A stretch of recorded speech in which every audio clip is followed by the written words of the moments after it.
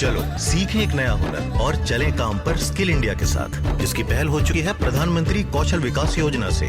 Kaushal Bharat, Kusal Bharat. Today we are going to do a quick morphology review of the blood film. Which part of the blood film should you look at? To the right, this is a thin part of the blood film where red blood cells are spaced apart and there is no preservation of central pallor. Don't look here. To the left, this is a thick part of the blood film where the red blood cells are overlapping each other.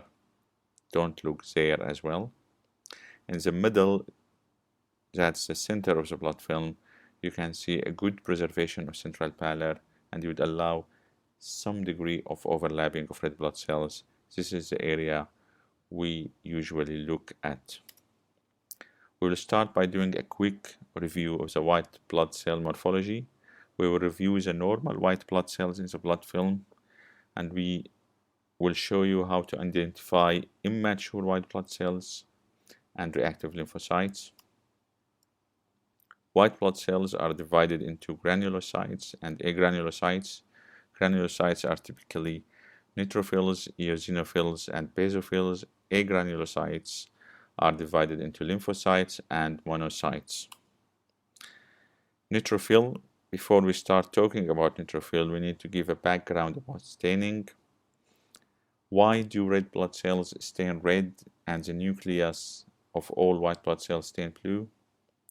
And the answer is right giemsa stain is the most widely used stain.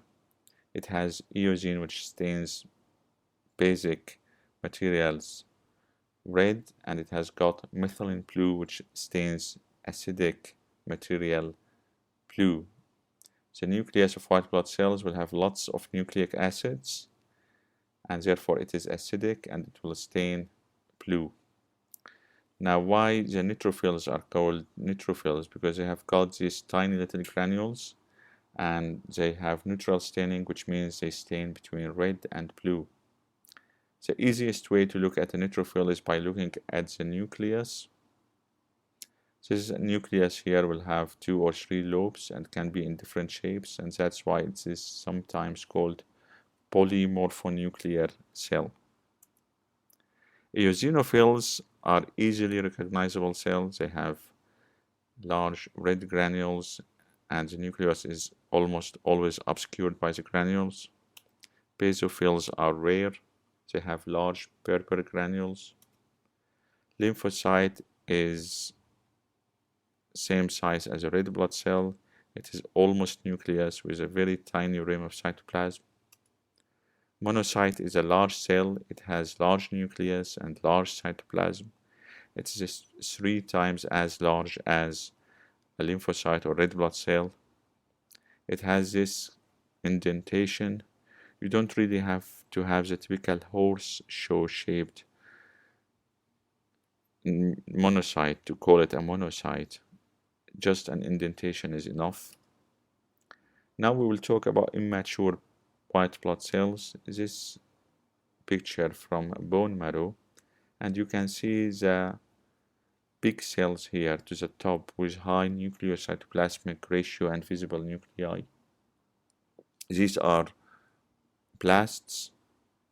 As the cell matures, the nucleus gets smaller, and the next stage in maturation is promyelocyte. You can see clearly to the left a promyelocyte with a parent Golgi apparatus, which we call zone of half.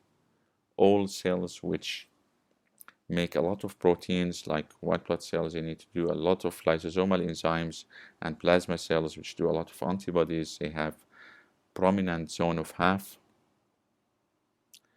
So a promyelocyte can undergo mitosis, same as blast, and that's why you get acute leukemia involving the blast, acute leukemia involving the promyelocyte.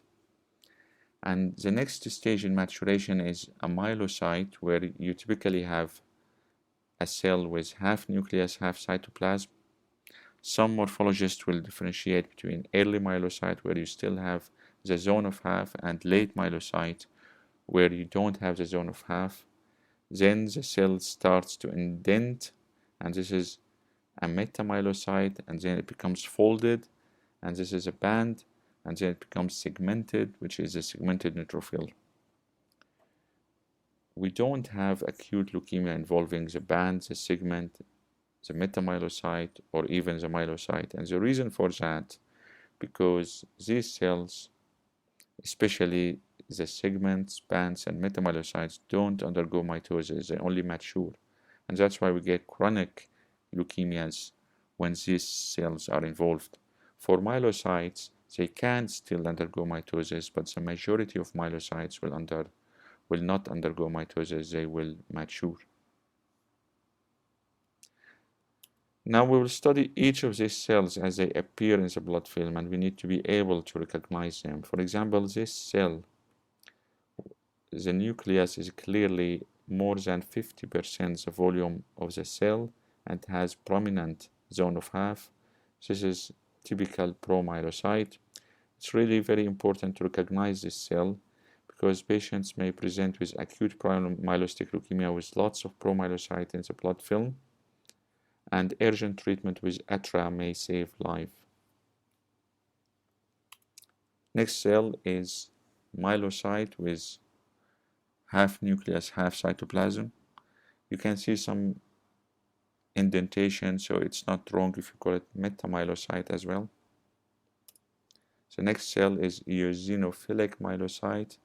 You can see clearly that the cell is maturing. And how we identify that? Because the nucleus is getting smaller, so it's on its way to becoming eosinophilic metamyelocyte. This is a band, and this is a reactive lymphocyte. Typically, reactive lymphocytes are hugged by red blood cells, and the cytoplasm at the rim gets darker. That's an easy way to recognize it from immature cells or blasts, where they tend to keep distance from red blood cells. This is not a hard rule, but sometimes it is helpful. This is again another reactive lymphocyte hugged by red blood cells with lots of cytoplasm. Now we're going to talk about red cell morphology, and we'll talk about abnormalities in staining, size, shape, and inclusions. Abnormal staining involves hypochromia, target cells, or sometimes called leptocytes, stomatocytes, and spherocytes. In this blood film, you can see in the middle a lymphocyte, and the red blood cells around it are quite smaller. So this is a case of microcytic anemia. And you can see that the rim of hemoglobin is less than 2/3 of the red blood cell, so it's clearly hypochromic.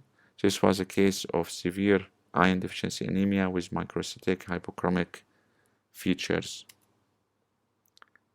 This case, you can also see severe microcytic hypochromic anemia, and you can see target cells. In this context, target cells usually not specific, but in the context of severe hypochromia and microcytosis, target cells triggers the diagnosis of thalassemia. This was a case of hemoglobin H, where 3 genes are knocked out and you have excess beta chains. In this case, you can see two populations of red blood cells. One is hypochromic and one is normochromic. This is dimorphic blood picture, and this was a case of transfused iron deficiency anemia. In this blood film, you can see stomatocytes. They look like a mouse, and they can be artifactual, but they can be found in liver disease. You can see target cells, also mainly found in liver disease, and can be artifactual as well. Now we'll talk about spherocytes. Spherocytes are red blood cells which lost their biconcavity. They become smaller than red blood cell. They don't have central pallor, and they stain deeper or darker. because of their spheroidal nature. Spherocytes are found in hereditary spherocytosis or autoimmune hemolytic anemia. But if you ruled out these two diseases, then spherocytes can commonly be found in splenectomy.